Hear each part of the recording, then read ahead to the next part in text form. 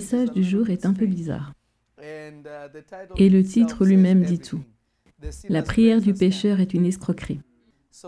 Alors, si tu veux savoir si tu vas aller au ciel, tu voudras écouter ce message. Vous savez, la pire chose en tant qu'enfant de Dieu est lorsque quelqu'un vous demande « Vas-tu réellement aller au ciel ?» Beaucoup diront oui, car j'ai confessé Jésus comme Seigneur et Sauveur. C'est ce que dira la majorité des gens. Mais ce n'est pas vraiment l'assurance du ciel. Cela en fait partie. Mais est-ce que c'est cela? Non. Beaucoup de gens me demandent souvent, « Prophète, pourquoi dans ton église après le service, tu ne conduis pas les gens au Seigneur ?» Alors je leur dis, montre-moi un verset dans la Bible qui dit que les gens doivent faire la prière du pécheur. C'est parce qu'en fait, beaucoup ne comprennent pas comment Dieu a ordonné que les gens soient sauvés et demeurent sauvés. Vous savez, le plus grand problème est que les gens confessent des choses qu'ils ne connaissent même pas. Ça, ce n'est pas le salut. Si quelqu'un te dit, tu sais, il existe un enfer brûlant, l'enfer est réel, tu peux mourir et aller en enfer, et ci et ça. Écoute, tu ne vas pas au ciel parce que tu as peur du feu. Le ciel n'est pas fait pour ça. Le ciel ne consiste pas à échapper à l'enfer.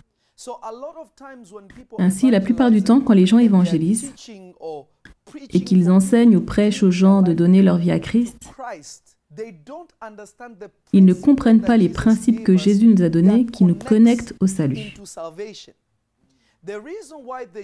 La raison pour laquelle les Juifs étaient les premiers-nés de nouveau, c'est que les Juifs étaient des disciples depuis leur père. Ce n'était pas quelque chose qui était dans la loi, puis les gens ont commencé à croire par hasard, non. Dieu s'est toujours révélé à eux comme le Dieu de leur père. Ils vivaient dans certains principes qui leur permettaient de marcher avec ce Dieu. Et chaque fois qu'ils en sortaient, il y avait des conséquences. Il y avait des conséquences. Il y avait des hommes parmi eux qui, même si leurs pères étaient les pères de la foi, ceux qui avaient rencontré Dieu, beaucoup d'entre eux ne croyaient même pas au Seigneur. Et sont même morts alors qu'ils étaient confinés dans ces choses. Alors pose-toi la question. Comment les hommes peuvent rencontrer Dieu au dernier jour et Dieu dit « Arrière de moi, je ne te connais pas ». C'est très dangereux. Écoutez-moi. C'est très dangereux. Si nous pouvons nous tenir dans la présence de Dieu, debout devant Dieu en ce grand jour, et dire « Seigneur, on a fait ceci », et Dieu dit « Arrière de moi, qui es-tu? Je ne te connais même pas ». Et les anges regardent dans le livre et disent « Dieu a dit qu'il ne t'a jamais connu ». C'est très dangereux. Cela signifie que tu peux être à l'église, être utile à l'église, tu peux emmener des âmes à l'église, mais toi-même tu péris. Comment quelqu'un peut dire « Seigneur, j'ai prophétisé en ton nom. Nous avons guéri des malades en ton nom. » Et Dieu dit « Je ne te connais pas. Retire-toi de moi, méchant serviteur. » Mais pourtant, certains ont juste été en prison pour visiter des gens et vêtus des affamés. Dieu les regarde, mais ils ne disent même pas « Seigneur, nous t'avons servi. » Mais le Seigneur dira « Quand j'étais en prison, vous m'avez visité. Quand j'avais faim, vous m'avez nourri. Quand j'étais nu, vous m'avez vêtu. » Et ils demanderont « Seigneur, quand avons-nous fait cela ?» Il dira « Quand vous l'avez fait pour l'un d'eux, vous l'avez fait pour moi. » Cela signifie que la chose que Dieu reconnaît dans le croyant, c'est quoi? La culture et le conformisme à une certaine doctrine que vous avez suivie garantit que vous verrez le Seigneur. Pas simplement parce que vous avez confessé quelque chose que vous ne connaissez pas. Vous savez, vous ne devez jamais confesser ce en quoi vous n'êtes pas convaincu. Il y a une différence entre une confession et une conviction. Chaque fois qu'il y a une conviction dans le cœur de l'homme, l'homme commence à vivre par une confession. Vous voyez, une confession n'est pas juste une déclaration. La confession, c'est j'exprime ce en quoi je suis convaincu et de quoi je vis. La Bible dit « Abraham a cru en Dieu et cela lui a été imputé à justice ». Mais cette conviction de croire que Dieu était venu lorsque Dieu lui a dit « Je veux que tu me donnes Isaac », il n'a pas posé de questions à Dieu, il n'a pas douté de Dieu, même si ça l'a blessé, car il allait donner son fils unique. Il était d'accord de lui donner. Pourquoi? Il était convaincu que Dieu ne lui voulait que du bien. Cela lui fut imputé à justice. Ta conviction te conduira au salut, non parce que tu confesses quelque chose. C'est le problème avec les gens à l'église. Pose-toi cette question, pourquoi les gens dans l'église vivent dans de grands péchés? La Bible dit, celui qui l'a reçu, celui qui est sauvé, ne pratique plus le péché.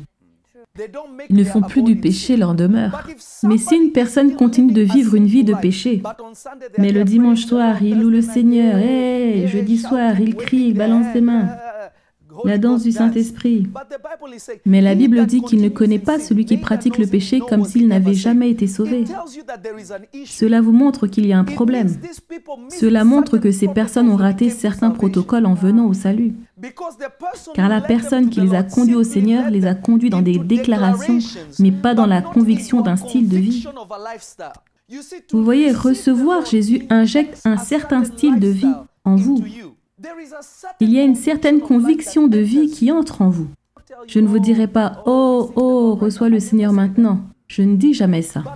Mais au fur et à mesure que j'enseigne, vous commencez à réaliser « Je veux plus de Jésus, je veux davantage marcher avec Dieu. Je n'ai jamais été aussi excité d'être dans la maison de Dieu. Je veux juste adorer Dieu davantage. Je veux plus servir Dieu. » Il y a une conviction qui est entrée dans votre cœur. Vous avez déjà décidé « Je vais le suivre ». Ce n'est pas simplement parce que quelque chose est sorti de votre bouche. Il y a quelque chose qui est en train de changer en vous. Le salut, c'est quand les choses sont en train de se transformer dans votre cœur, au point que vous commencez à réaliser que la vie sans Jésus est vide. Je veux être avec ce Dieu qui m'a créé. Je veux voir celui qui m'a envoyé dans ce monde. Je veux passer l'éternité avec lui. C'est ainsi que vous savez que le salut est dans votre cœur. Mais si le salut est dans votre cœur et que vous vous dites « Oh, si l'enlèvement arrive, est-ce que je serai enlevé ?» Ou « Si je meurs maintenant, est-ce que je vais aller en enfer ?» Je ne veux pas aller en enfer. Alors laissez-moi prier, laissez-moi servir à l'église pour garantir ma place au ciel. Vous partez en enfer. Alors on a des gens qui servent Dieu illégalement et Dieu ne les reconnaît même pas. Il y a de nombreux serviteurs de Dieu illégaux et des chrétiens par les œuvres et non des chrétiens par l'esprit. Vous savez, chaque fois que vous venez à Dieu, il y a une porte étroite devant laquelle chacun doit se présenter.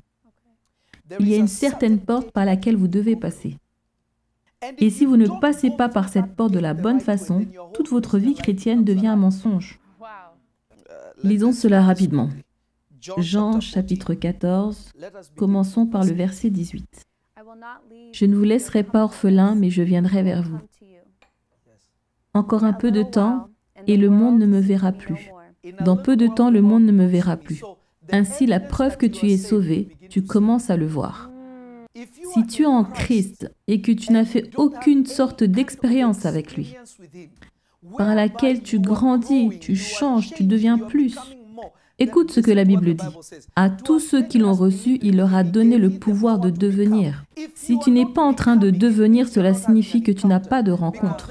Car la preuve que tu as rencontré Dieu n'est pas dans le fait que tu as vu une personnalité. Mais après une certaine expérience, ton cœur change pour devenir davantage comme Jésus. Le monde n'est pas censé le voir, donc quand tu rencontres des croyants dont la philosophie est du monde, leur façon de parler est mondaine, leurs ambitions sont mondaines, tout en eux est mondain, sauf lorsqu'ils prient. Ainsi tu sais que ceux-là n'ont pas encore rencontré le Seigneur. Parfois tu dois connaître la vérité car c'est ce qui te rend libre. Où avez-vous vu dans la Bible Dieu dire « Demande pardon » ? La prière de Dieu pour nous est toujours celle-ci. Repentez-vous, convertissez-vous. Dieu cherche un cœur transformé. Il ne recherche pas des « je m'excuse ». Les excuses sont vides chez Dieu, à moins qu'il n'y ait une repentance. Et la repentance ne peut venir qu'en connaissant la vérité.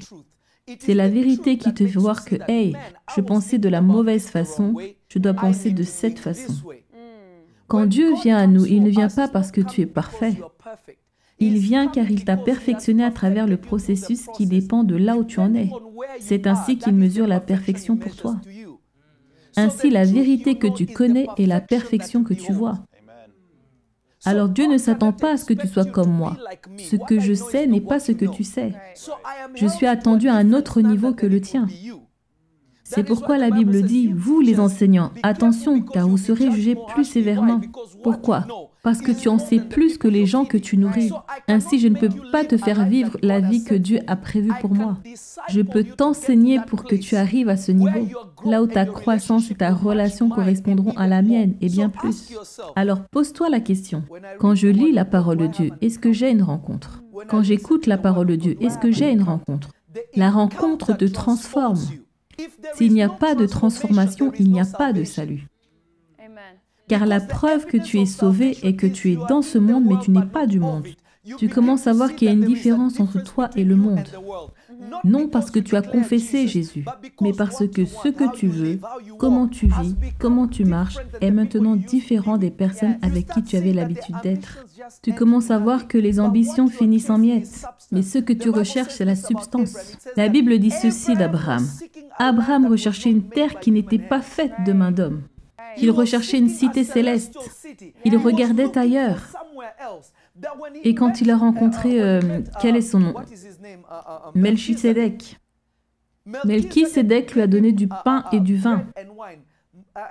Abraham lui donna de l'or. C'était la première personne à avoir donné sa dîme. Ce Melchisédek était choqué. Il dit, « Béni soit Abraham, possesseur du ciel. » Le premier être humain à avoir une propriété au ciel, c'est Abraham. Le paradis a même été renommé le sein d'Abraham après Abraham. Parce que ce que cet homme cherchait n'était pas la récompense d'un athlète. Il recherchait le ciel, il ne se préoccupait de rien d'autre. Ok, Seigneur, tu veux que je sois le Père des nations, mais je veux venir là où tu es. Ok, Seigneur, tu veux que je fasse ci et ça. Ok, merci Seigneur, je le ferai. Mais mon but, si je ne finis pas avec toi, je ne le ferai pas. C'est comme cela que vous savez si vous êtes sauvé. Si Dieu te demande de faire quelque chose, que tu le comprennes ou pas, et qu'il t'ordonne de le faire de toute façon, sans garantie d'aller au ciel, est-ce que tu vas continuer de le suivre? Si je ne vais pas au ciel, je ne sais pas si je vais le faire. Alors tu ne crois pas qu'il est Dieu, parce que tu recherches quelque chose à ton avantage. À partir du moment où tu sers Dieu parce qu'il est Dieu, cela montre que tu crois vraiment qu'il est Dieu. Celui qui essaiera de sauver sa vie la perdra. Celui qui acceptera de perdre sa vie la sauvera. Encore un peu de temps et le monde ne me verra plus. Mais vous me voyez car je vis et vous vivrez aussi. Vous me voyez, cela signifie qu'une personne qui est sauvée, Jésus est tellement réel. Jésus est au-delà des pages de notre livre. Jésus a transcendé les pages de notre livre. Jésus est devenu réel car vous vivez dans un endroit où Jésus est réel. Il vit. Il n'est pas un mythe. Vous voyez la manifestation de Dieu. En commençant par votre cœur, non parce que vous avez vu les yeux de quelqu'un s'ouvrir ou parce que vous avez vu un aveugle marcher, mais il y a quelque chose à l'intérieur de vous qui vous a tellement convaincu, que vous avez juste envie de prier, vous avez envie d'adorer. Ça, c'est la preuve du salut. Il y a une nouvelle vie. Vous savez ce que signifie une nouvelle vie en vous? La vie Zoé de Dieu, la vie éternelle. Il ne s'agit pas d'être heureux. La terre aura toujours des douleurs. La terre aura toujours des souffrances. Il y aura toujours la mort. Il y aura toujours des confusions. Ces choses existeront toujours. Elles n'iront nulle part, jusqu'au nouveau monde. Mais si vous priez parce qu'il y a des problèmes ci et là, cela signifie une seule chose. Vous n'êtes pas sauvé. Parce que vous n'avez pas réalisé le but de la prière. Le but de la prière, c'est l'adoration. Si vous lisez dans l'Écriture, allons pour adorer. Adorons. Le but est de voir Dieu. Vous l'aimez tellement que vous avez juste envie de le voir. Juste pour être avec Jésus. Juste pour être assis auprès de Jésus. Juste pour voir son visage. Si cela ne se passe pas en vous, mon ami, mon frère, ma sœur, mon fils et ma fille, vous n'êtes pas sauvé. Si tu es froid, il te vomira. Parce qu'au moment où tu deviens froid, cela signifie que tu n'es pas à lui. Tu ne sais même pas qu'il existe, il te vomira. Celui qui s'approche de Dieu doit croire qu'il existe. Pas espérer. Seigneur, si tu es là, si tu m'entends, tu ne le connais pas. Continue de lire, regardez ça. Verset 20. En ce jour-là, vous connaîtrez que je suis en mon Père, que vous êtes en moi et que je suis en vous. Celui qui a mes commandements et qui les garde, c'est celui qui m'aime. Remarquez ce que Jésus a dit. Celui qui quoi? Garde ma parole. Celui qui garde mes commandements, c'est celui qui m'aime. Ainsi, l'assurance du salut est dans la faim et la consommation continuelle de la parole de vie.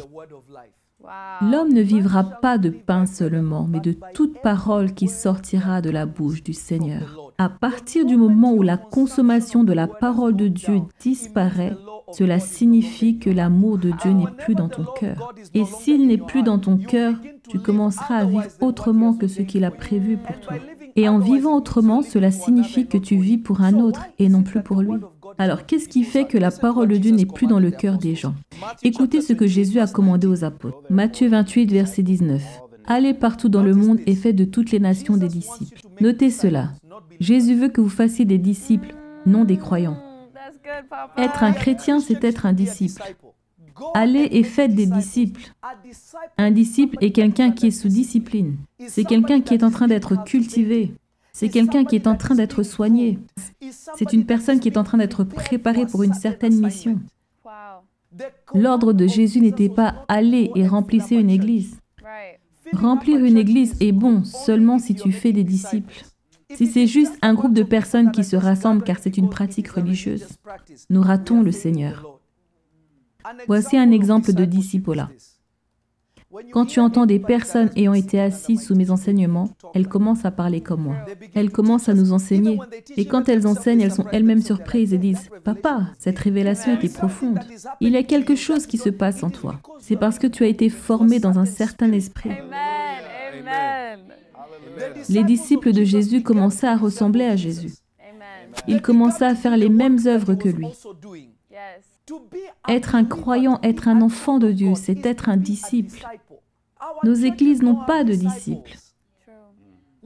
Il y a beaucoup de gens qui crient « Oh, Jesus, liquid love, et ci et ça ». Mais quand tu t'assois avec eux, tu vois qu'ils sont vides. Certains tombent dans la dépression et se suicident. Certains en secret consomment de l'alcool pour oublier leur douleur. Pourtant, ils sont à l'église et levant leurs mains. Ils font « Oh, Dieu est bon, aujourd'hui j'ai senti sa présence ». Mais la vie, je ne sais pas si vous comprenez, la vie d'un enfant de Dieu n'est pas en eux. Quand ils entendent une parole qui résonne en eux, ils célèbrent. S'ils entendent une parole supposée les pousser au-delà de leurs limites, ils vont la combattre, ils vont la mettre en doute. Pourquoi? L'Esprit de Dieu n'agit même plus en eux. La voix de Dieu n'est pas reconnue parce que quelqu'un a cité un verset. Quand Satan est venu tenter Jésus, il a cité les Écritures. Ainsi, quelqu'un peut t'enseigner les Écritures, mais il te déçoit. Alors, juste parce que quelqu'un t'a apporté la parole et t'a lu quelques versets qui t'ont fait du bien, ne signifie pas, écoutez-moi bien, cela ne signifie pas que c'est Dieu qui parle. C'est pourquoi beaucoup d'entre vous, vous êtes choqués lorsque vous m'écoutez. Vous vous dites, est-ce que je lis la même Bible? Qu'est-ce qui se passe? Alors maintenant, pose-toi cette question. Est-ce que je l'aime réellement? Continue de lire. Écoutez ça. Verset 21. Celui qui a mes commandements et qui les garde, c'est celui qui m'aime. Et celui qui m'aime sera aimé par mon Père. Et je l'aimerai et me ferai connaître à lui. Alors, remarquez cela. L'accumulation de la parole de Dieu et le fait de garder la parole de Dieu te conduit dans un endroit où il y a la manifestation. Dans un endroit où Jésus se révèle lui-même. Non parce que tu as confessé la prière du pécheur. D'abord, il n'y a pas de prière du pécheur. Dieu n'écoute pas les pécheurs. Rien que le nom de la prière t'indique qu'il y a un problème avec cela. La prière du pécheur. Dieu n'écoute aucun pécheur. Le seul moment où tu pries réellement, c'est lorsque tu as été transformé. Tu n'es plus un pécheur, tu es quelqu'un qui s'est repenti. Quelqu'un qui est revenu dans ses sens pour parler avec Dieu. Dieu n'écoute pas les pécheurs. Comment pouvons-nous dire que c'est le temps d'écouter la prière du pécheur? Quand est-ce que Dieu a écouté des pécheurs? Dieu connaît les siens. Quand Jésus a dit à ses disciples, « Suivez-moi », il ne leur a pas dit, « Recevez-moi maintenant comme Seigneur et Sauveur ». Il a juste dit, « Suivez-moi ». Et alors ils se sont dit, « Cet homme a un truc qui nous convainc, suivons-le ». Mais quand ils l'ont suivi, ils ont commencé à réaliser, « Ce type n'est pas un homme. Quelle sorte d'homme est-il? Quel genre d'homme est-il » Au moment où ils ressuscitaient et partaient, ils étaient déjà nés de nouveau. Vous comprenez ce que je veux dire? Ils avaient été transformés.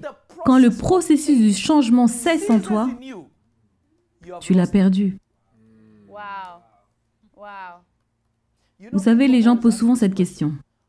Une fois sauvé, toujours sauvé? Ils ne comprennent pas ce que cela signifie. Une personne sauvée ne pêche pas. Une personne sauvée fait des erreurs. Ceux qui ont perdu le salut n'ont jamais été sauvés. Ils avaient un label de chrétiens. Mais ils n'étaient pas vraiment des croyants. Ils n'étaient pas des disciples. Vous savez, quand les gens entendent parler de famille spirituelle, qui est ton père spirituel? Ils ne comprennent pas que cela signifie que je suis disciple de quelqu'un qui suit Jésus et qui est déjà très loin. Et je grandis sous son enseignement. C'est ce que signifie le discipolat. Quand les enfants d'Israël ont dit « Abraham est notre père », ils disaient que l'enseignement d'Abraham était ce qu'ils suivaient. Et Jésus leur disait « Vous ne connaissez pas Abraham. Si vous le connaissiez, vous auriez agi comme lui quand il m'a vu. Vous ne connaissez pas Abraham. Vous proclamez Abraham, mais Abraham n'est même pas votre père. S'il l'était, vous me connaîtriez, car ce qu'Abraham a enseigné aurait dû mettre la lumière sur moi. Mais ce que vous faites, c'est mettre la lumière sur vous. Vous faites vos propres choses au nom de Dieu. Même le jeûne. Dieu vient et leur dit « Est-ce que c'est le jeûne que je vous ai ordonné ?» Alors écoutez-moi. C'est pour ça qu'on a des gens à l'église. Quand on prie pour eux, « Père, au nom de Jésus, laisse ici tout pouvoir démoniaque. » Waouh! Hier, nous les voyions adorer le Seigneur. Chez Karabaka. Mais je viens et dis, au nom de Jésus, tout esprit méchant, il se manifeste. Mais quand tu es réellement né de nouveau, un démon ne peut pas entrer en toi, car le royaume de gloire est là. Quand Samson a couché avec une prostituée, est-ce qu'un démon l'a possédé? Salomon avait apporté d'autres dieux en Israël. Est-ce qu'il était possédé? Dieu était en colère contre lui. Il avait péché contre Dieu. Mais aucun démon ne pouvait trouver de place en lui car il y avait une autre personne qui vivait en lui. Écoutez, je sais que cet enseignement va en offenser plusieurs, mais cela m'est égal. Soyez offensés et changez. Une personne réellement née de nouveau peut-elle être remplie de démons? Impossible. S'il y a un esprit, il y a des étapes, des processus que tu as ratés. Et en ayant raté ces processus, tu t'es retrouvé toi-même en danger. Montrez-moi un patriarche dans la Bible qui n'a jamais péché. Nommez-en un. Quelle personne élue par Dieu ou choisie par Dieu n'a jamais péché? Job, il a péché. Dieu lui a demandé, « Alors, si tu connais toutes choses, si tu penses être intelligent, si tu penses, etc., etc. » Il s'est repenti devant Dieu. Il a dit, « Oh Dieu, je ne connais pas tout. » Cela signifie qu'il avait un problème d'orgueil. Enoch a également péché. Il est dit qu'Enoch a marché avec Dieu pendant 300 ans. Il a marché fidèlement avec Dieu et il ne fut plus. Cela signifie que les années précédentes, il ne marchait pas fidèlement. Il est dit clairement qu'Enoch a vécu jusqu'à cet âge et après un certain âge, il a marché fidèlement avec Dieu. Et Dieu le prit car il ne fut plus. Il n'y a aucun homme, à savoir aucun patriarche, qui n'ait jamais péché ou qui a vécu une vie parfaite, sans erreur. David a tué quelqu'un. Aucun démon ne l'a jamais possédé. Vous savez qui d'autre a tué quelqu'un? Moïse. David est mort. Pour confirmer que notre père David est mort, ils envoyaient 2 jeunes femmes dans son lit. Le docteur a vérifié et a dit, oui, il est mort. Mais l'autre homme a dit, vérifions qu'il soit vraiment mort. Laissons les jeunes filles entrer dans son lit et voyons s'il va revivre. S'il ne bouge pas, c'est alors qu'on saura qu'il est vraiment mort. Qu'est-ce que cela t'indique sur ce que faisait David occasionnellement? Vous savez, cela est une question piège à laquelle les gens essayent de répondre. Le seul qui n'a jamais péché est Dieu lui-même fait chair, Jésus-Christ. Pierre a renié Jésus, aucun démon ne l'a possédé. Judas était possédé car Jésus a commandé à un démon d'entrer en lui. Ce que tu as à faire, fais-le promptement, et le diable est entré en lui. Chaque patriarche a échoué. Chacun d'entre eux a péché. Mais vous n'avez pas entendu que l'un d'entre eux luttait contre un démon, qu'il devait passer par la délivrance. Sortez, ah! Ça n'est jamais arrivé. Cela ne signifie pas que tu ne peux pas tomber malade. La maladie peut venir, notre corps est fragile. Vous comprenez ce que je veux dire? La maladie peut venir. La guérison peut être accordée, mais le démon, c'est toujours quand il y a une étape du salut qui a manqué dans ta vie. C'est là que le démon peut posséder, car le Saint-Esprit ne peut pas vivre en toi alors que le démon vit en toi. Ça ne fonctionne pas. Le problème est que nous faisons un travail extérieur. Mais notre but n'est pas que ces personnes soient transformées à l'intérieur. Alors quand j'enseigne les gens et que je parle à un homme de Dieu, je leur demande toujours, quel est le message que Dieu t'a donné pour le peuple? Car ce message va résonner pour les gens que Dieu a appelés auprès de toi. Et ce message les changera. Ils voudront plus de Dieu. La vie entrera en eux, parce que la parole de Dieu, c'est la vie. C'est le pain. Ils auront ce nouveau zèle, ce nouveau désir, cette nouvelle vibration, et diront, « Seigneur, qu'est-ce que je peux faire pour toi? Comment puis-je marcher avec toi ?» Ils ne seront pas juste des gens qui débattent les Écritures. Tu ne vis pas bien, la Bible dit. Mais quand tu les regardes, ils sont vides de tout ce que dit la parole de Dieu. La mémorisation sans la vie de l'esprit. Alors, comment je sais que je suis quelqu'un qui aime Dieu? Car le ciel concerne ceux qui aiment Jésus, non ceux qui ont peur de l'enfer. Car est-ce que vous réalisez que parce que Jésus-Christ est mort à la croix, chaque être humain est pardonné? Le savez-vous? Le problème est que les êtres humains ne se sont pas repentis. Car Dieu a tant aimé le monde qu'il a donné son Fils. Le Fils a été donné pour le péché de tous. Mais seuls ceux qui se repentent, qui réalisent que « Ah, attends, il y a un nouveau chemin qui nous a été donné. Ça, c'est pas le chemin. C'est celui-là le chemin qui mène à la vie. » Quand la prostituée a été amenée devant Jésus pour être lapidée, après que Jésus ait parlé, Jésus était occupé à écrire par terre. Puis il a levé les yeux et dit, « Oh, tu es encore là ?» Et elle a dit, « Oui, je suis là. » Il a dit, « Où sont ceux qui t'accusaient ?» Elle a dit, « Ils ne sont plus là. » Et il a dit, « Alors moi non plus, je ne te condamne pas. Va et ne pêche plus. » Notez cela. Il n'a pas dit, « Maintenant, commence à confesser les péchés de ta mère.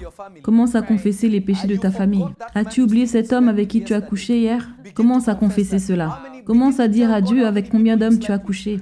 Dieu connaît déjà ces informations. Nous allons devant Dieu comme s'il ne savait pas ce qui s'était passé. C'est de la folie. Il y avait un homme qui était malade et Jésus prêchait chez quelqu'un.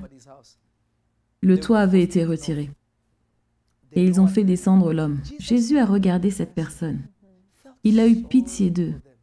Il a regardé et a dit, « Prends courage, mon fils. Tes péchés sont pardonnés. » Est-ce que cet homme s'est repenti? Oui. Est-ce qu'il a demandé pardon? Non. Il savait simplement que Jésus est là où sa vie est. Si je dois mourir, laissez-moi mourir dans sa présence. Mais je sais que si je vais à lui, j'aurai la vie. Alors il avait un cœur repentant. Car avant cela, pour être pardonné, tu devais apporter une certaine offrande au temple pour que le prêtre te purifie. Ainsi, il avait probablement fait cela, mais rien n'avait changé. Alors, emmenez-moi à Jésus. Jésus l'a regardé et a dit, « Prends courage, mon fils, tes péchés sont pardonnés. » Tous les autres ont regardé. Ils ont dit, « Qu'est-ce que pense cet homme ?» Alors Jésus leur a dit, « Qu'est-ce qui est plus facile? De dire, prends ton lit et marche, ou tes péchés sont pardonnés? » Remarquez, Jésus a dit, « Qu'est-ce qui est le plus facile ?» Cela signifie que les deux choses sont faciles. Il n'a pas dit, « Qu'est-ce qui est le plus difficile ?» Il a dit, « Qu'est-ce qui est le plus facile ?» Pourquoi ces deux choses sont faciles? Parce qu'elles ont déjà été faites pour toi et moi. La repentance lui appartient. Le pardon appartient à Dieu. Et Dieu a déjà pris sa décision. Alors il a dit, qu'est-ce qui est le plus facile? Et qu'est-ce que Jésus a dit? Tes péchés sont pardonnés, prends ton lit et marche. Cela signifie que le péché est la chose la plus facile que tu puisses vaincre. Quelqu'un n'a pas entendu. Le péché est la chose la plus facile. La repentance est le problème. Les hommes ne se repentent pas parce qu'ils ne sont pas convaincus. Savez-vous le genre de conviction que ces gens-là avaient? D'être tellement convaincus qu'aujourd'hui on va casser le toit de notre voisin pour emmener cet homme à Jésus. Ils avaient entendu un message qui les avait changés. Jésus est allé au temple et il a trouvé cet homme qui essayait de plonger dans la piscine de Bethesda. Depuis longtemps. Et chaque fois que l'ange du Seigneur venait pour agiter l'eau, des personnes entraient dans l'eau avant lui. Et d'ailleurs, pour ceux qui ne le savent pas, l'ange qui agitait l'eau s'appelait Raphaël. Raphaël était celui qui agitait l'eau. Mais ce jour, Jésus a vu cet homme et a eu compassion de lui. Jésus est venu à lui et l'a guéri, puis il lui a dit, Va et ne pêche plus. Si tu pêches encore, ta condition sera pire. Cet homme ne demandait pas pardon, il était déjà à l'église.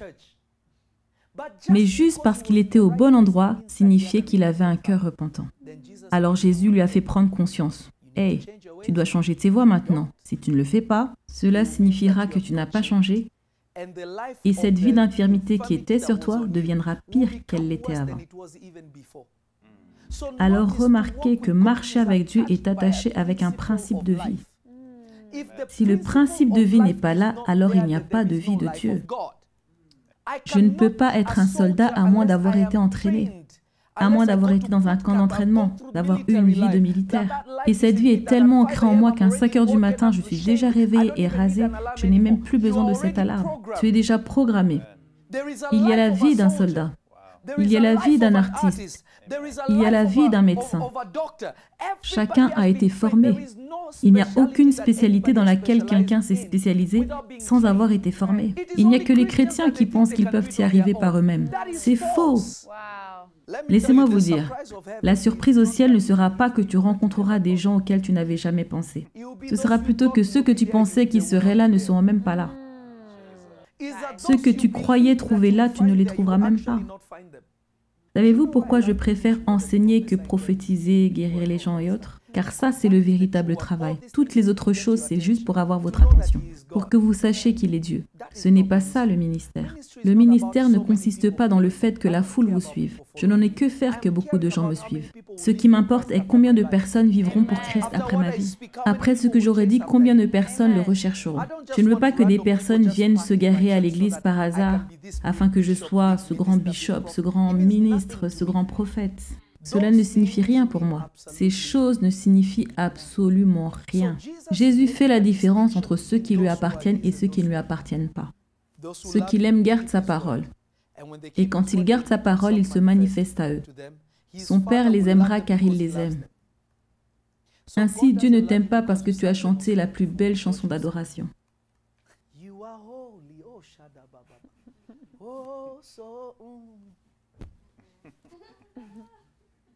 Dieu te regarde et dit, « Tu n'as jamais gardé ma parole. Quand tu as été insulté, tu as riposté. Quand quelqu'un te devait quelque chose, tu ne lui as pas pardonné. Tu ne m'aimes pas, tu fais semblant. Retire-toi de moi, je ne te connais pas. » Vous savez, beaucoup de gens aiment dire, « Dieu connaît mon cœur. » Je me rappelle, je parlais à quelqu'un, je ne dirai pas à qui, mais je parlais à quelqu'un qui faisait quelque chose et je lui ai dit, « Mon frère, pourquoi tu fais ça ?» Et il a dit, tu sais, parfois je fais ces choses, mais de toute façon, Dieu connaît mon cœur. » Et je lui ai dit, en effet, il le connaît et c'est pour ça que tu continues de le faire, car il connaît l'intention de ton cœur. Eh bien, Dieu connaît mon cœur, même si je fais cela. Ah bon? Des bons trésors du cœur d'un homme, on tire quoi? De bons trésors. Si tu tires de mauvais trésors, alors il le sait. Alors vas-tu continuer à faire des choses mauvaises et dire « je ne les pensais pas » ? On te trouve en train de voler, de dérober une banque, et là il t'attrape et puis toi tu dis « vous connaissez mon cœur, je ne suis pas vraiment un voleur ».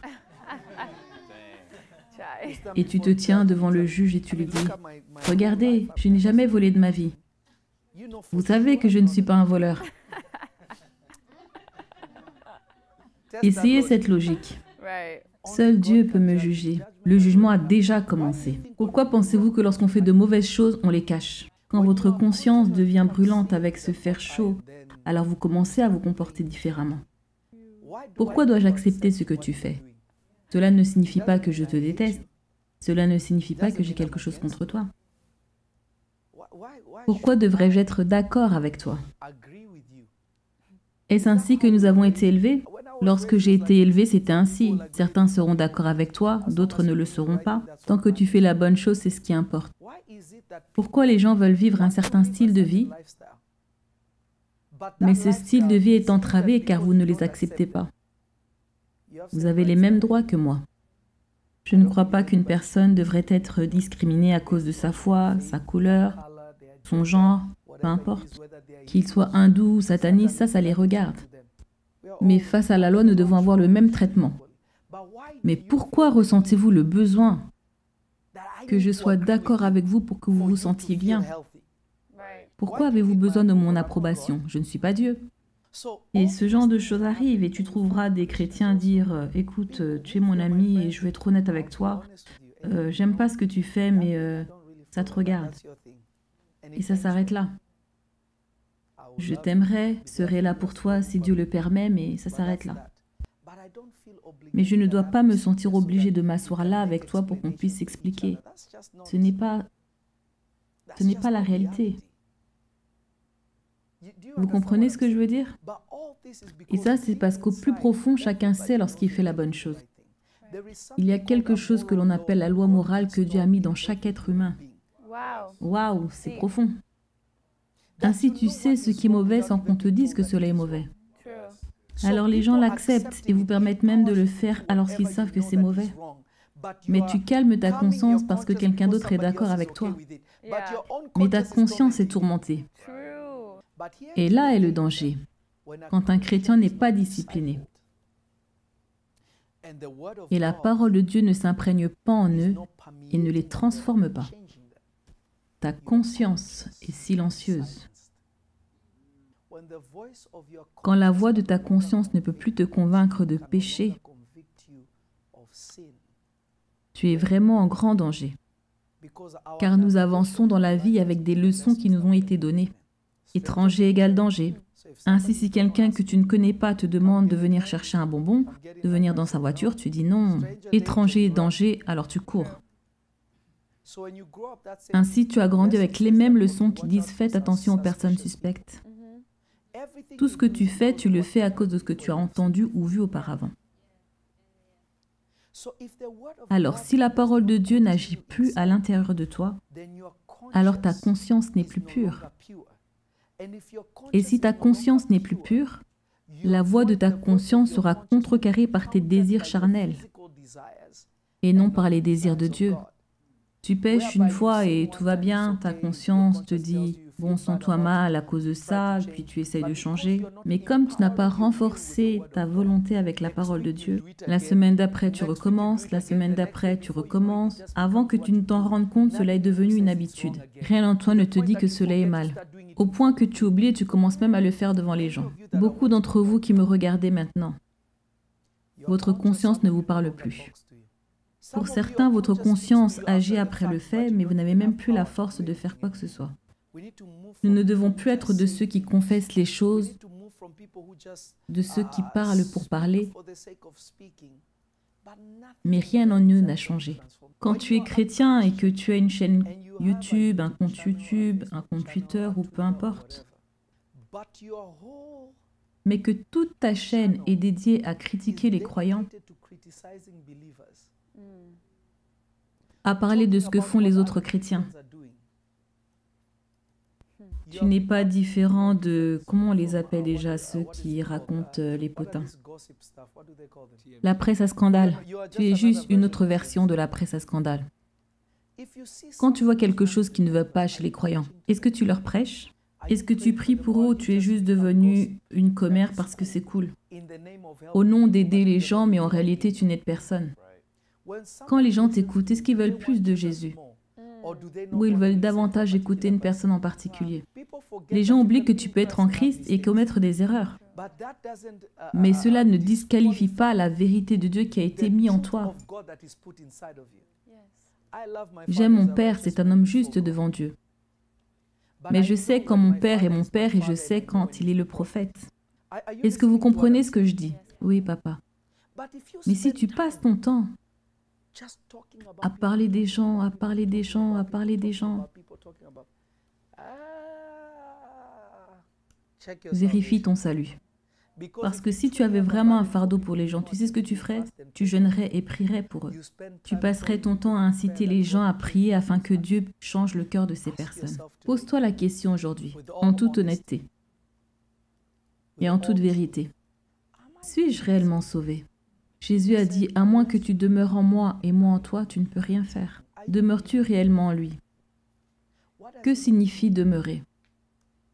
C'est continuer les œuvres qu'il a laissées. Si tu es chrétien et que tu passes une journée sans écouter la parole de Dieu, sans être dans la parole de Dieu, tu n'es pas un chrétien. Si l'homme ne peut pas vivre de pain seulement, mais de toute parole qui sort de la bouche de Dieu, ta résistance au péché, ta résistance à ce monde, vient du fait que tu manges de la nourriture que les gens de ce monde ne mangent pas. Quand ce grand jour viendra, je pourrais être en train d'applaudir avec tout le monde, mais quand je me présenterai devant le Maître, il me mettra peut-être dehors. Est-ce que je vis réellement pour lui? Est-ce que je l'aime vraiment ou je prie parce que j'ai besoin d'une percée? Est-ce que je marche avec lui parce que j'ai besoin de la guérison? Est-ce que je marche avec lui parce que je n'ai pas envie d'aller en enfer et j'ai peur des démons? Alors je préférerais être avec Dieu. Est-ce là ton but?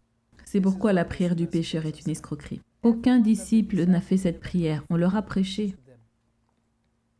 On leur a parlé. Et un jour, ils ont été convaincus. Ils ont invoqué le nom du Seigneur, mais ils ont aussi choisi un style de vie. Es-tu en train de changer? Es-tu en train de grandir ou es-tu toujours le même chrétien que tu étais en 1956? Nous sommes en 2021, tu es toujours le même, tu n'as jamais grandi. Cela montre que dans le domaine de l'esprit, tu es coincé. Père, je prie pour chaque personne qui regarde. Ô Seigneur, nous avons tous fait des erreurs. Nous sommes ignorants dans beaucoup de choses et à beaucoup de domaines dans nos vies où nous sommes brisés. Mais Seigneur, tu connais toutes choses et rien n'est caché devant toi. Tu sais quand nous venons et quand nous allons. Tu sais quand nous tombons et nous relevons. Seigneur, aujourd'hui nous prions que l'amour pour Christ brûle vraiment dans nos cœurs. Seigneur, tu nous as pardonné. Donne-nous la grâce de nous repentir en ce jour, de considérer nos mauvaises voies et de nous en détourner, de voir les problèmes de manière à nous en éloigner. Mon Seigneur et mon Dieu, aide-nous. Montre-nous le chemin. Dirige-nous sur le chemin de la vie. Seigneur, je te bénis et je te remercie. Tu es le même éternellement. Tu n'as pas changé. Aide-nous à te faire plaisir dans tout ce que nous faisons. Dans le nom de Jésus. Amen. Écoutez-moi, à partir d'aujourd'hui, soyez sérieux dans votre marche. À partir d'aujourd'hui, soyez sérieux dans votre marche. Votre style de vie garantit et révèle si vous êtes vraiment sauvé. Votre style de vie devant Dieu. Prenons les questions des gens. Papa, j'ai une question.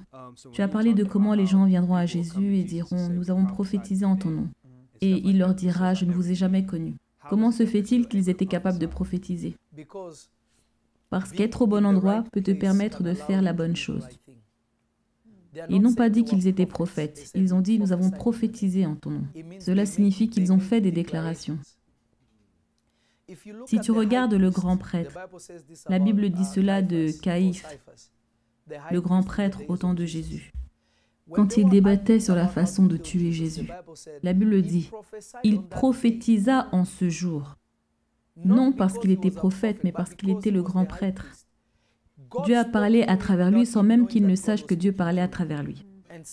Et il a dit ceci, « Est-ce que vous ne voyez pas qu'il est bon qu'un seul homme meure pour le salut de la nation ?» Souvenez-vous, le fait que Dieu vous utilise ne signifie pas que Dieu marche avec vous. Je peux utiliser ta voiture, mais cela ne signifie pas que c'est ma voiture. Je peux avoir besoin de toi pour quelque chose en particulier, mais cela ne signifie pas que je vais marcher avec toi. Il y a beaucoup de gens que Dieu utilise dont nous ne savons même pas s'ils iront au ciel. Nebuchadnezzar avait été utilisé par Dieu. Cyrus a été utilisé par Dieu. Pharaon au temps de Joseph a été utilisé par Dieu. La liste est longue. Être utilisé par Dieu ne signifie pas marcher avec Dieu. La seule chose qui révèle que tu marches avec Dieu est que tu mènes un certain style de vie qui peut permettre à Dieu de marcher avec toi. D'accord, voyons une autre question en rapport avec le sujet. Paul demande, pourquoi lorsque nous disons aux gens qu'ils font mal, la réponse est toujours, on ne doit pas juger, parce qu'ils ne savent pas ce que dit l'Écriture. Il y a une différence entre si je viens chez toi, Rose, et je te trouve en train de forniquer, et que je te dis, ma sœur, tu sais, Dieu n'aime pas ça, c'est mal. Ça, ce n'est pas mon opinion, c'est l'opinion de Dieu. Mais si je te condamne comme Dieu, alors j'ai tort, car moi aussi je peux tomber dans le même péché. Alors la façon dont je m'adresse à toi compte beaucoup. Mais te dire que ce que tu fais n'est pas bien, n'est pas bibliquement faux. C'est correct en fait. Condamner les gens est un tort, car condamner veut dire que j'ai mis une sentence contre toi. Vous avez entendu ce que j'ai dit? Alors ces deux choses sont complètement différentes. Quand saurons-nous que nous avons péché, à moins que quelqu'un nous dise que nous avons péché? Ce n'est pas nous juger, mais c'est nous dire quelle est l'opinion de Dieu. Juger, c'est émettre une sentence sur quelqu'un. Ce n'est pas ce que nous sommes censés faire. 1 Jean 1,9 dit « Si nous confessons nos péchés, il est fidèle et juste pour nous pardonner. » Est-ce que ce verset s'adresse aux disciples ou au monde? Tu dois lire tout le contexte du verset. Tu ne peux pas juste prendre une partie. Mais écoutez ce qu'il dit. Si nous confessons nos péchés, il est fidèle. Il est fidèle pour nous pardonner, n'est-ce pas? La confession ne vient que d'une conviction. La confession que Dieu recherche est la réalisation que le chemin que tu prenais était mauvais. Je vais commencer à marcher différemment. Il est fidèle. Confesser n'est pas juste dire « je suis désolé ». Et rien ne change concernant ce pourquoi tu es désolé. C'est une perte de temps. Cela s'applique à ceux qui sont en Jésus et à ceux qui viennent à Jésus. C'est la même chose. Dieu ne recherche pas des excuses vides. Laissez-moi vous choquer 1 million de fois et continuer de dire que je suis désolé sans changer ma façon de faire. Vous en aurez marre de moi. Pouvez-vous revenir sur la notion de servir Dieu de manière illégale? L'un des dangers des écoles du ministère, ce sont les gens passionnés par Dieu. Ils ont une forte passion pour Dieu. Ils vont dans une école, reçoivent un certificat et commencent à prêcher. Dieu ne t'a pas oint. Tu le fais parce que tu as la passion des âmes. Tu es un représentant illégal de Dieu. Très souvent, ta doctrine sera un obstacle car tu n'enseignes pas par l'Esprit, mais par ce en quoi tu es convaincu. C'est une erreur. Chaque personne choisie par Dieu a été choisie par Dieu lui-même. Pensez-vous que j'ai envie d'être prophète? Je le veux. J'aime cela car Dieu m'a appelé à cela. Mais si j'avais le choix, je n'aurais jamais choisi de l'être. Je préférerais être un chrétien qui adore Dieu quelque part dans les montagnes. Parce que les chrétiens sont les personnes les plus difficiles avec lesquelles traiter. Et traiter avec eux, ce n'est pas parce que je les aime, mais parce que je l'aime, je traiterai avec eux. Ainsi, quand Dieu choisit quelqu'un, la Bible dit dans Psaume 89, je crois, versets 20, 21, je crois. J'ai trouvé David mon serviteur. Je l'ai oint de mon huile sainte.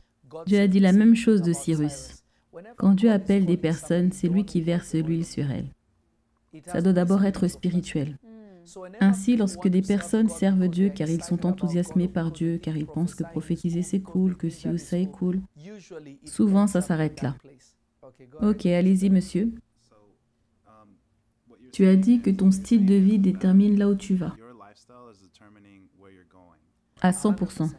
Ainsi, si Dieu est mort pour tous nos péchés, passés, présents et futurs, quand tu dis qu'un saint commet une erreur et non un péché, que ce n'est pas un péché mais une erreur, alors comment sais-tu quand tu marches dans la sanctification même si tu commets un péché ou une erreur, parce que ça peut être facilement la confusion.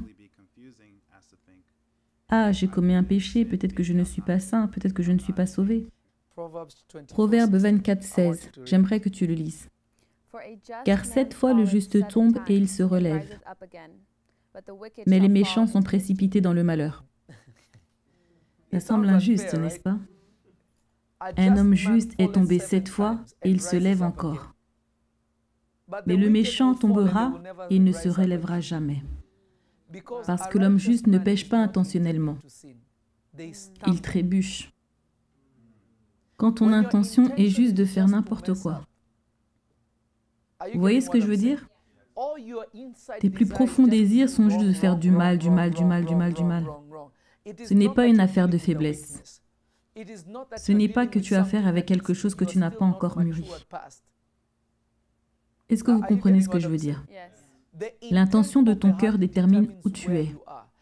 Il y a des gens qui font des choses car demain je me repentirai, Dieu me connaît de toute façon, je suis un enfant de Dieu.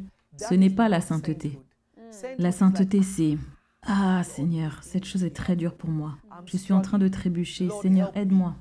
Ils sont toujours dans une position d'un grand désir de plaire à Dieu. Ah, nous avons une très bonne question de Kingdom Come. Prophète, s'il vous plaît, éclairez-nous sur les étapes que l'on peut avoir ratées permettant aux démons d'entrer dans un croyant. Tout d'abord, c'est la discipline de la vie que tu mènes. La discipline, c'est quelles sont les choses que je fais que j'ai besoin d'observer en tant que chrétien. Premièrement, ma vie de prière doit être forte. Si j'ai une vie de prière, il n'y a aucune place pour la déception. Nous sommes déçus parce que nous n'entendons pas Dieu. Nous sommes faibles face au péché car nous ne sommes pas fortifiés par Dieu. Alors la première discipline, c'est Jésus priait toujours. Je suis un adepte de Jésus. Est-ce que j'ai une vie disciplinée de jeûne et de prière? Souvenez-vous, nous sommes censés ressembler davantage à Jésus. Alors, si je ne fais pas les choses que Jésus faisait, je fais mes propres choses et je suis mon propre chemin. Ça, c'est un problème. Je suis déjà vulnérable pour être détruit par le diable, car cela signifie que je suis hors position. C'est comme lorsque tu joues au basket et tu es hors position, même si tu marques, cela ne compte pas. Ou si tu es hors position quand tu bouges, on peut t'arracher la balle. C'est la même chose avec le combat. Si ma position est mauvaise, si je ne tiens pas bien debout et donne un coup, même si quelqu'un me donne un coup très léger, je tomberai et tous me tomberont dessus. Simplement parce que j'étais hors position et non parce que j'ai été frappé fort. Vous voyez ce que je veux dire? Comment savez-vous qu'un enfant est sage? À cause des principes qui ont été mis en place pour cet enfant quand l'enfant a grandi à la maison.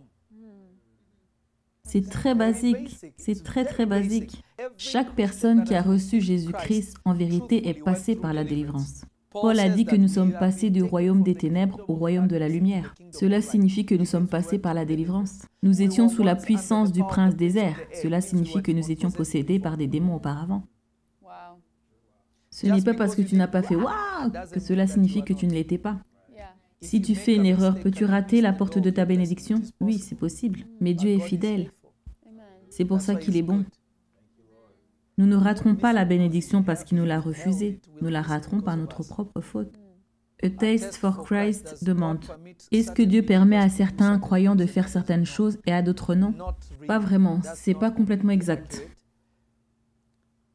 Car la leçon de chacun est différente. Il n'y a aucune loi qui permet à certains de pécher et à d'autres non. Cela ne fonctionne pas comme ça. Mais la grâce peut te couvrir quand tu commets une erreur différente des autres. Ça, c'est vrai. Papa, je voulais demander, tu as mentionné Christ en nous et nous en lui.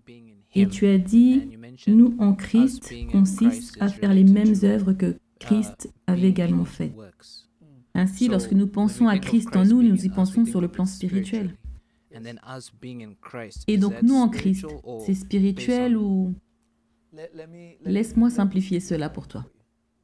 La plupart d'entre nous a été au sport ici.